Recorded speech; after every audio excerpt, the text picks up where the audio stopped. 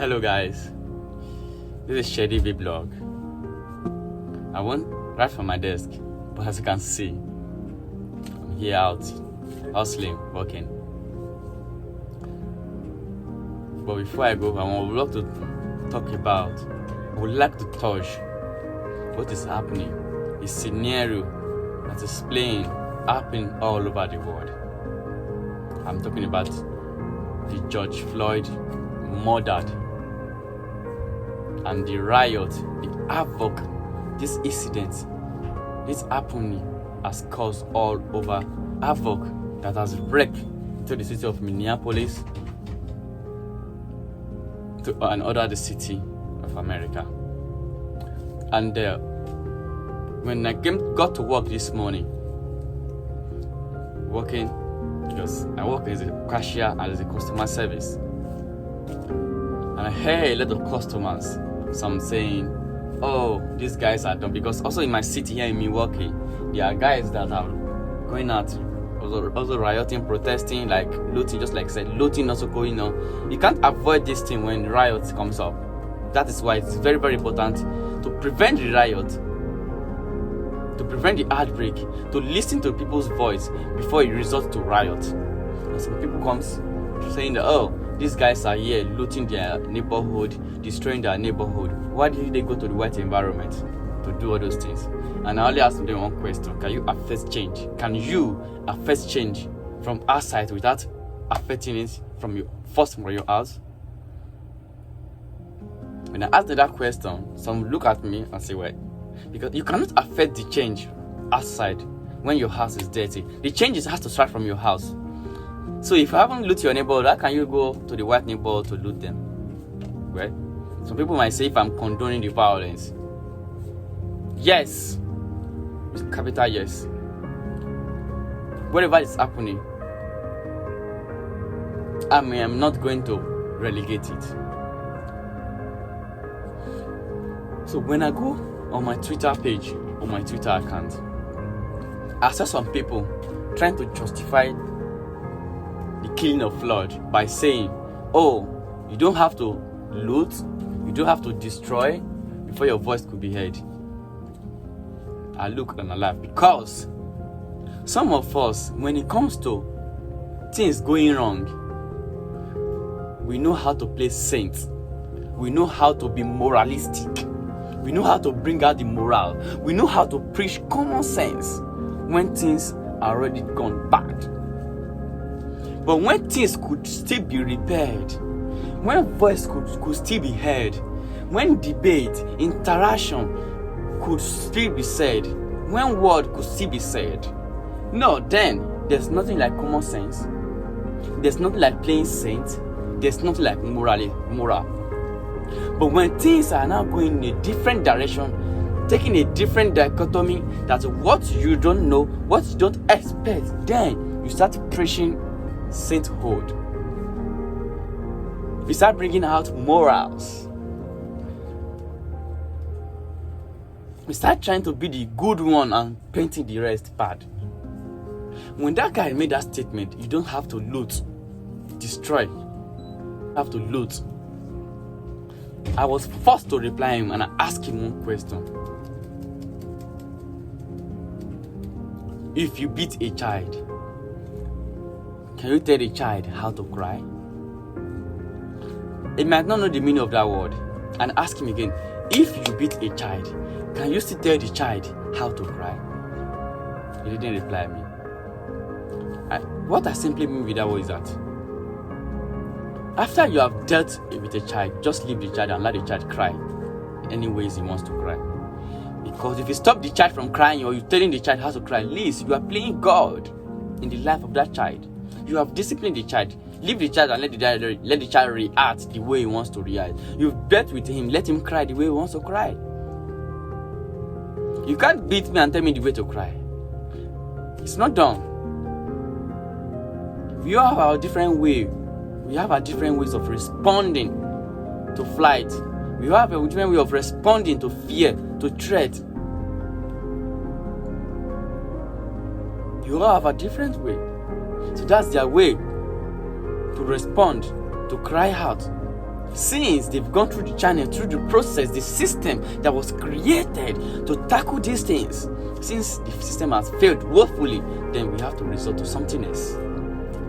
And somebody came up and said that, was trying to quote Martin Luther King that said, darkness cannot shed out darkness. Like darkness cannot drive out darkness. It's only light that can drive out darkness.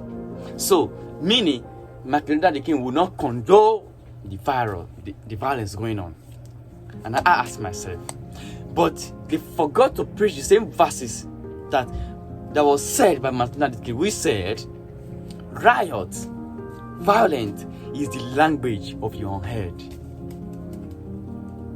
Because just like our African pastors or some of our pastors have successfully brainwashed their congregation into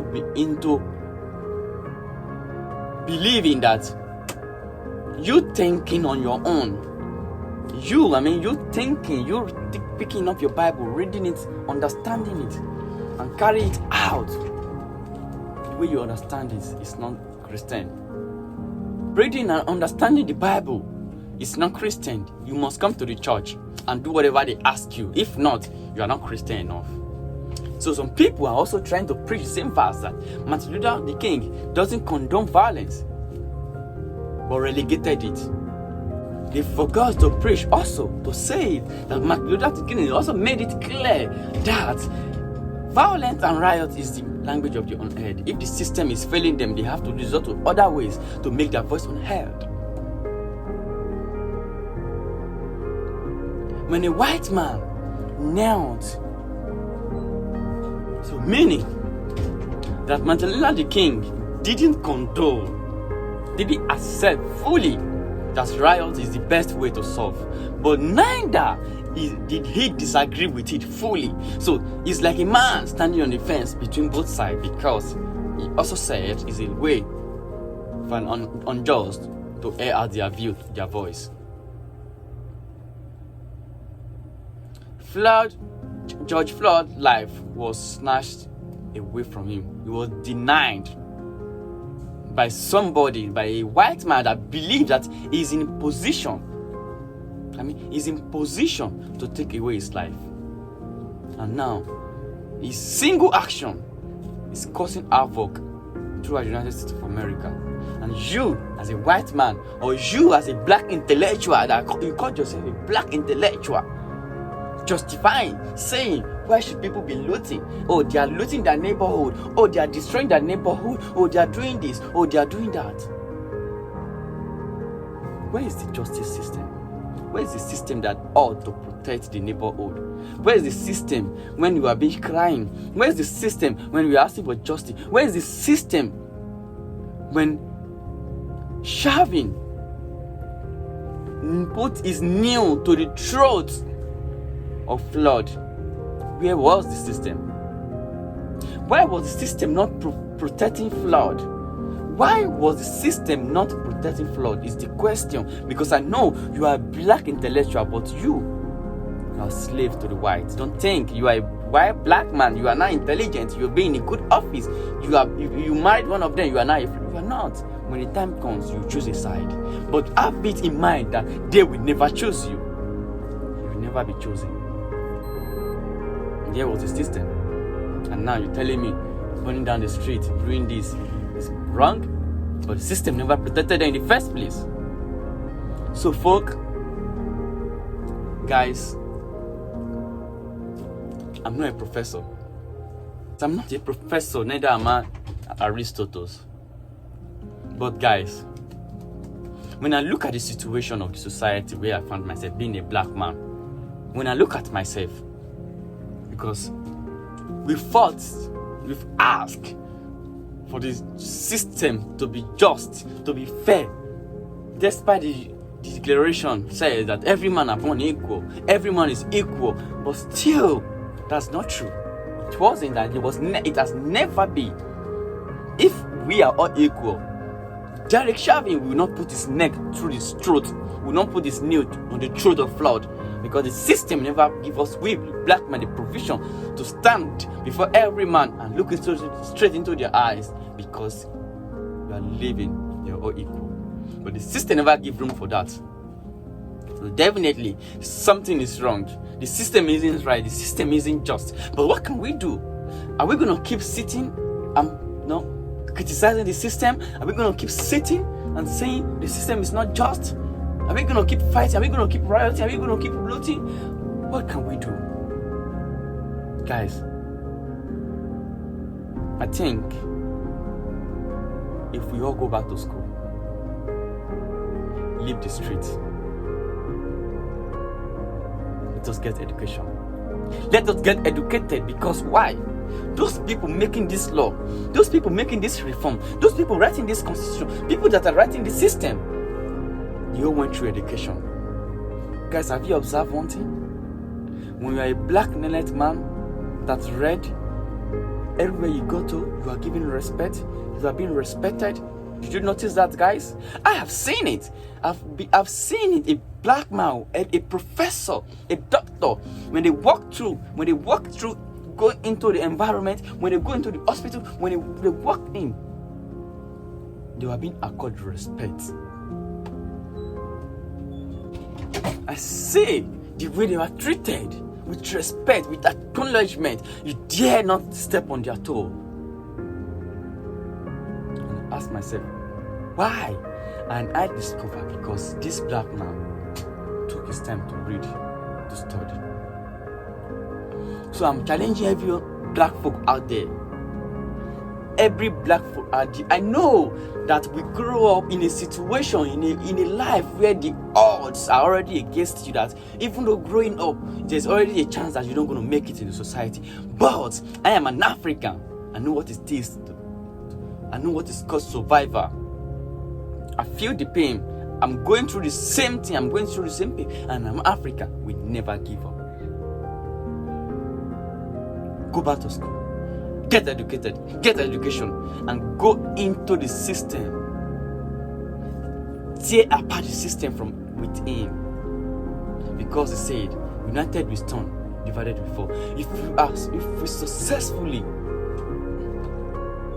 so we cannot keep criticizing the system.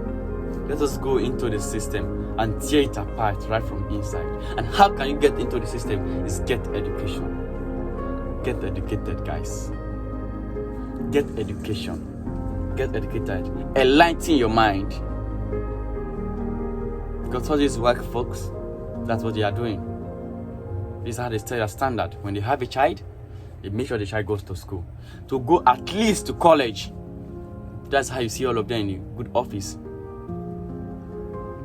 As a lawyer, as barristers, medical doctors, scientists, teachers. Before you know, they come into the system, take the system, and they continue where their father left the system. So if we want to have a grant, we cannot keep waiting for them to change the system for us, which you and I know that they will never change the system in our favor. Never will they. So we have to grab the system, reform the system right from within, so that we can have the life we want to. Because the life will never be given to us if we don't take it. And how can we take that life that we wish and we want to live as a free man? Is going into the system and taking the system. Boom, this Sherifi blog, guys, this is straight life talk from me. I'm not inciting hate, but I want my people, my black people, my race, so people like me to have a life, just like every white folk out there has a life. A white kids will run to police for protection, but a black kids will run from a police. Why? That because the system. So, guys, drop your comments, share my video, and like. All you are welcome. Thank you very much.